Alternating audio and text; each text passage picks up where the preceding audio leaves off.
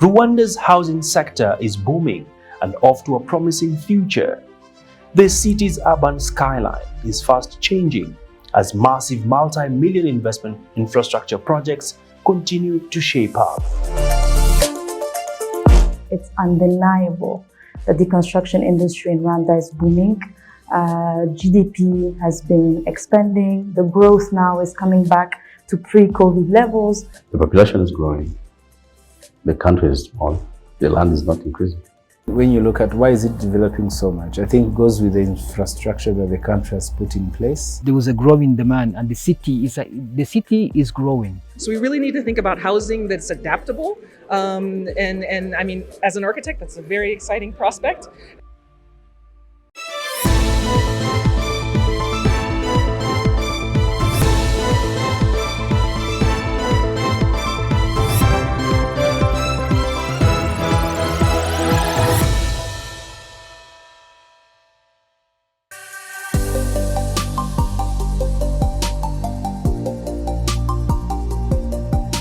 With a fast-growing population, now at about 14 million citizens, Rwanda's real estate market is expected to reach $81.62 billion by 2024. So I think, first of all, what Rwanda has done is they have a vision. And running full speed towards that vision has probably been one of the most exciting things I've ever done. I've had the opportunity to do that in a slum upgrading situation. So neighborhoods that really need better access to services, better construction materials, they need to densify to be able to meet code. And Rwanda has taken the lead with that. And so a rehousing project that we first envisioned as a test of 10 units, now 1,000 units will be done in a couple months, which is really fantastic over the span of 3 years to have that kind of transformation. Other projects are like the Green City Kigali project, which is a greenfield project. So now this time we're talking about starting absolutely from scratch. And by the end of it, it should have, some 30,000 dwelling units in that development. But it also will have schools and educations and industry, everything needed to really support the community in terms of jobs. Because if we have a construction industry that doesn't create jobs, we're missing an incredible opportunity. There was a growing demand and the city is growing. The city is growing. So the reason why we chose this area is because of the new road that was actually built, and because we are in partnership with the government. The government has also the Kigali master plan. So they do know where, the future development is kind of like going to really intensify. So it was a jointly decisions with the government actually, especially city of Kigali, whereby they've actually kind of like earmarked this area as a mixed-use development. And when we saw it, we liked it because it wasn't really far from the city center. From bracket by bracket perspective, since you specifically asked me about residential, what we're beginning to see is that in the high-end space of the market, it's beginning to narrow down in terms of not supply, but in terms of quality. So whereas, say, 5 years ago, properties that would rent for anything above $3,000 were not, value for money was still was a bit of a challenge. Today, you're having more supply comes onto the market. Value for money is beginning to be prominent. There's a growing expatriate class in Kigali specifically, and there's also a growing upper middle class, and that's creating a little bit of pressure on the low supply of middle to high-end housing. So specifically talking about apartments in high prime areas, huge opportunity in that space. Townhouses in middle income neighborhoods, huge opportunity in that space. The lowest hanging fruit by far still remains around the demand for affordable housing. Supply is still quite low, and yet that's the fastest growing bracket, so to speak. Despite this sector teeming with good investment prospects, the industry faces some challenges, including a lack of affordable housing options for lower-income earners. If you look at the country as a government, what they have put in front is making sure we have the right infrastructure, making sure we have the right environment, and conducive to investors who want to come here. So the institutional engineers and other players in the built environment have been working together to make sure that much as the government has put in front of us what they need to achieve, we're also part of this. So what we do as engineers and other partners in the built environment, we've created what we call sector skills councils. Okay, in this we have the engineers, we have the architects, we have environmentalists, we have quantity surveyors, land surveyors, urban planners, all those. But also we bring in academicians and also the employers of these engineers and other parties to see that what's the gap that we have out there, so that the academicians can put it in their curriculum, so that people who come out of these universities have the skills, have the knowledge to pass on to these people who want to invest. So much as we are creating good environment for the investors coming to Rwanda, we have to make sure we have the right skills, okay, the right labor to make sure that these investments achieve their goals. The other thing is that we are also working with other foreign partners, development partners, to make sure that we have skills transfer.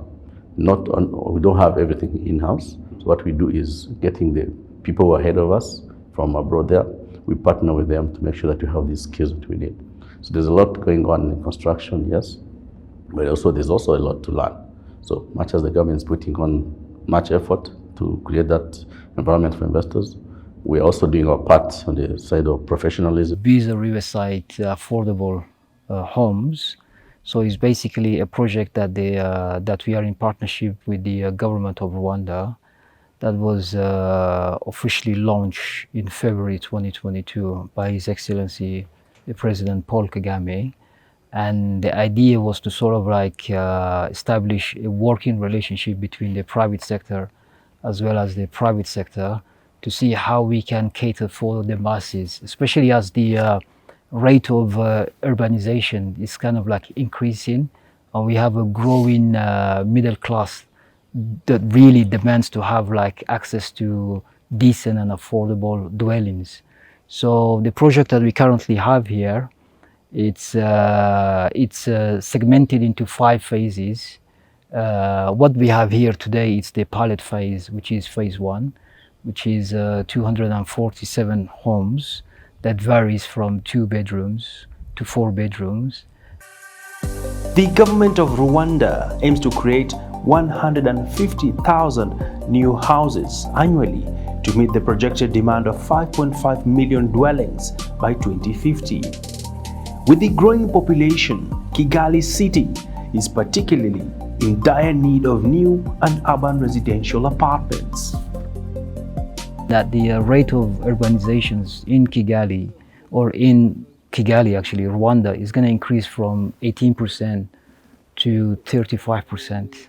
So you have a growing middle classes, and you do not have the houses that will actually satisfy that middle part. But also you have the government who are intensifying in terms of infrastructures, the roads, the water, the electricity. So there is a growing demand for an ever-growing country, for an ever-growing city, actually, that there is not enough affordable housing. So when I looked at my crystal ball, I see that the demands are going to be increasing year on year. I think in 2021, when we first arrived here, there was on record that there was a shortfall of 360,000 affordable homes, actually, not only for Kigali, but across the country, actually. But they reckon that this is going to be increasing year on year. So they reckon by the year 2050, there's going to be a demand for something like 5 million homes. So you can sort of like see where this is going now. This is not something that is going to be just ADHI to respond to. There is a role that, tackling affordable or shortage of affordable homes is not a one singular approach. It's like a multifaceted approach, whereby the developers has a role to play in terms of like innovation, constructions, methodologies, whereas the government has the role to play for, whereby they have to put in the incentive in place, and then the financial institutions has a role to play for, because as a developer, you have to have access to cheap financing. If you look at the master plan of Kigali, master plan of the entire nation, we have a lot of complex projects. It's a matter of having the right leadership and knowing this is our vision, this is where we want to be. If you look at the resources we have, the first resource we have is human resources. But again, what do we have? What do we want to achieve? What do we want to be? So with the leadership of the country, they have streamlined, they have shown us where they want to be. Like I was saying, every pair has to do their part. So if you look at the big projects that we have running today, if you look at the new Bugesera International Airport, Rwanda is small, the population is small, but the people who pass here, who can come here, depending on what we offer, be it here, be it regionally, it's very important that we think ahead. So it's important that such a project has been put in place and it's under construction. Well, I think in the first stage, I think first phase will be like around 7 million, which will increase later to maybe 14 million. So that's a very big one. And if you have to make this a hub, you have to make sure that you have this kind of facilities. So when it comes to sports, you can see the stadia that are in place, the arena, indoor arena. So much as you can have a good environment, people can come in, but need to have these facilities. If you're hosting games, if you're hosting tourists, they should be having where to go, where to enjoy life. So we have sports facilities, we have hospitality facilities like this one where we are seated today. So the government has put this ahead. It's a priority to the government, you can see. But also we as engineers, we as the private sector have to play our part. So it's a matter of the government putting ahead a plan and going together as a team to make sure we achieve it and making sure that it's sustainable. That's why we have to bring in the professionalism, make sure we do the right job, starting from the design planning phase, when it is implementation, we make sure everything is done the right way for longevity, for durability. Yeah. Real estate developers are stepping up to seize the opportunities in the property market. So this is only the pilot phase. We still have like 4 more phases to come. And the total dwellings that we have to construct, that we have that contract with the government of Rwanda as part of the PPP project, is to construct 2,208 units over the course of the next 2 years, 3 years now, depending on how the climate is actually in terms of business sense. So we are on track, and we are hoping to see how this first development is kind of like being received by the population at large. And then the idea is to sort of like learn from this pilot phase, improve it. Where we are doing right, we'll keep on doing the same. And where we have actually seen that we can improve on ourselves, we are going to improve. And where we see that there is a need to take a completely different direction, we will take that different directions. So this phase is more like a learning curve for us as well as, you know, the government learning how they can sort of like deliver a PPP project on this kind of scale. As Rwanda works round the clock to tackle the growing housing demand, players in the construction materials value chain are upbeat as they develop the country's local industry. It's undeniable that the construction industry in Rwanda is booming. GDP has been expanding. The growth now is coming back to pre-COVID levels, and construction and real estate, you know, take up a considerable share of that part. Interestingly enough, in Rwanda, both the private and public sector are also, you know, contributing a lot to the construction industry. Private sector, which really compose most of the clients at Mr. Roof, are really defined by the trends of, you know, using their additional disposable income towards investments. And Rwanda is actually one of those countries on the continent where we see that there's balance between consumption and investment. So households actually tend to invest more. And that investment usually will go towards real estate, which is the most frequent asset investment class that we know, right? So we're seeing a lot. The whole country is a site. Anyone that even has a parcel, on a strategic place on the road will immediately develop, a commercial building that can do, both, shops and upstairs,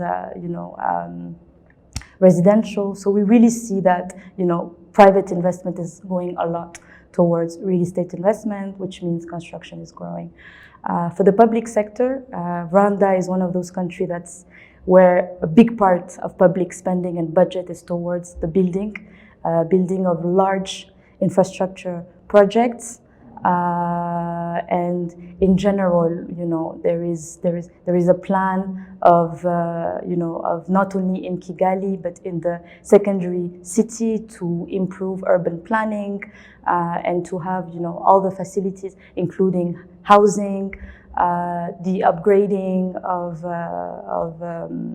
of informal settlements. So in general, we're seeing a huge trend in construction. Then for construction material, what does that represent? Usually you have to understand that when you look at a building project, especially in Rwanda, 65 to up to 80% of the cost is toward construction material. Right? The remaining is for, services, labor services, transportation, design services, and all additional costs. But that means that it represents a huge opportunity for the supply and the manufacture of construction materials. In the case of Mr. Roof, we started operation mid-2022. So I can say that in our full year of operation, in 2023, revenues as compared to, let's say, if we had, a full year in 2022, doubled. And what we're seeing in the first 2 quarters of this year, where we have consolidated our financial statement, we're also seeing that, the trend is growing. So if you're a business that's involved, in this very strategic sector, there's no reason why your revenue won't grow, with the growth in demand that is also, increasing substantially. With the push towards scaling up the affordable housing plan gaining momentum across Rwanda, the cost of financing is an area financial institutions are angling towards plugging the gap. This entails mortgage financing to land acquisition. So to give you an example, what the challenges start from probably the cost of getting a loan, even the tenor. So that's why deliberately we chose to be 25 years now, even looking a way we can still continue to streamline that, to be able to give you ability to acquire a better home despite that you have a lower income.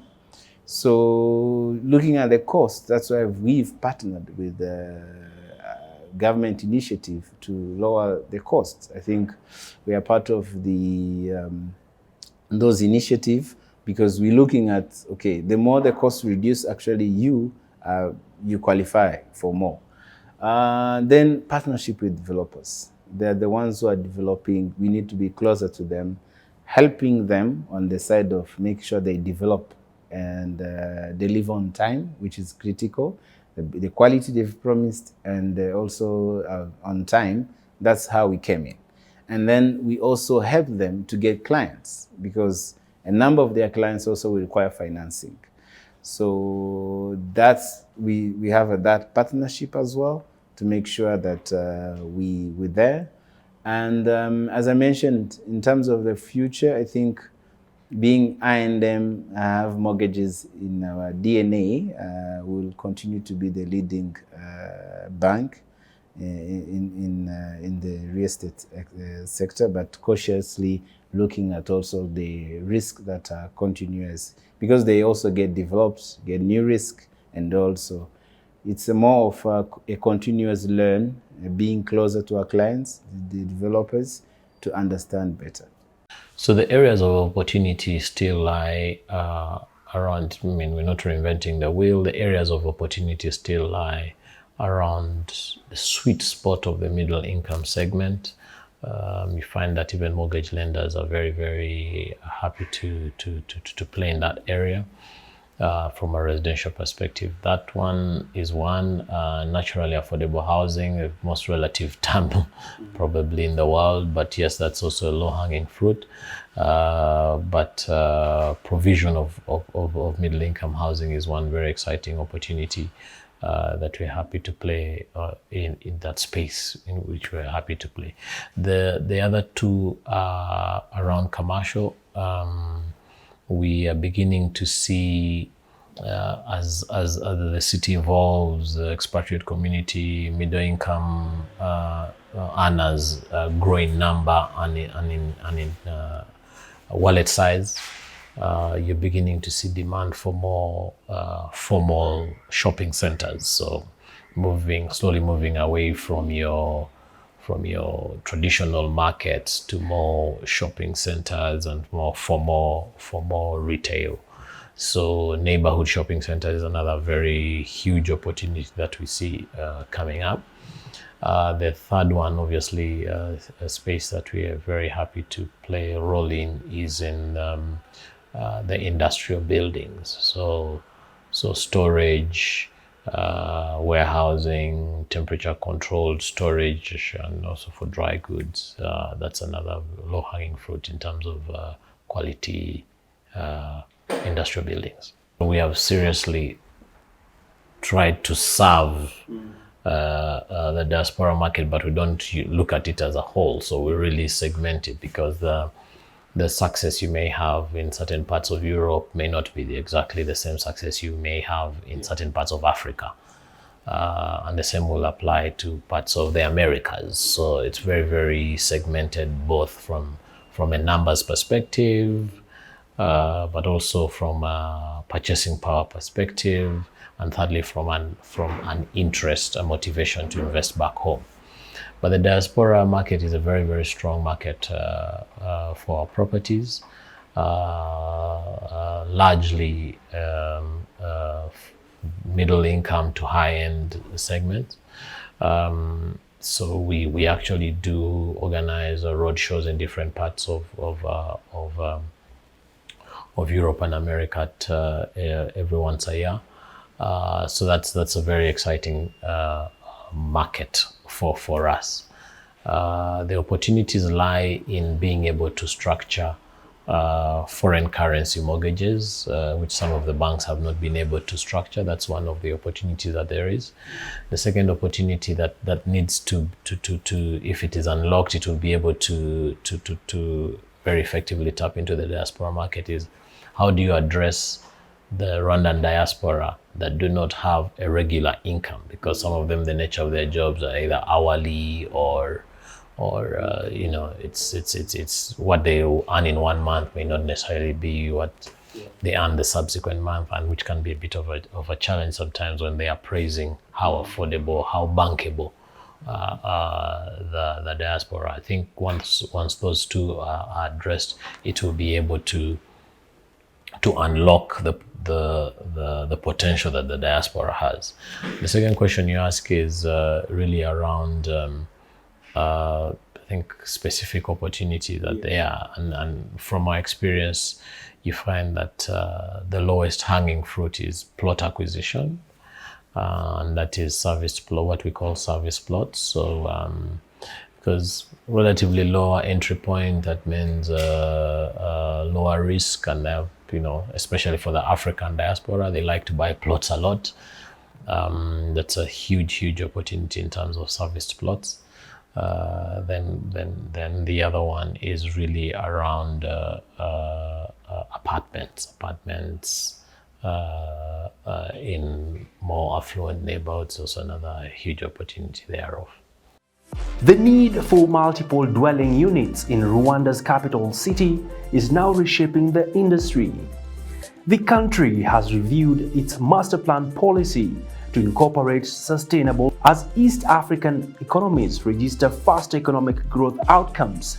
The rapid urbanization is placing more pressure on urban cities to develop more high-rise apartment units to serve the ever-growing numbers. Some time back from the early age, you find that every individual had their own houses in an enclosure, standalone. But today, we have to make sure that that one is coming to an end because the population is growing, the country is small, the land is not increasing. So what happens is that culture people have that, like, I need to be in my own house, okay? But with time, I'm sure this is going to change.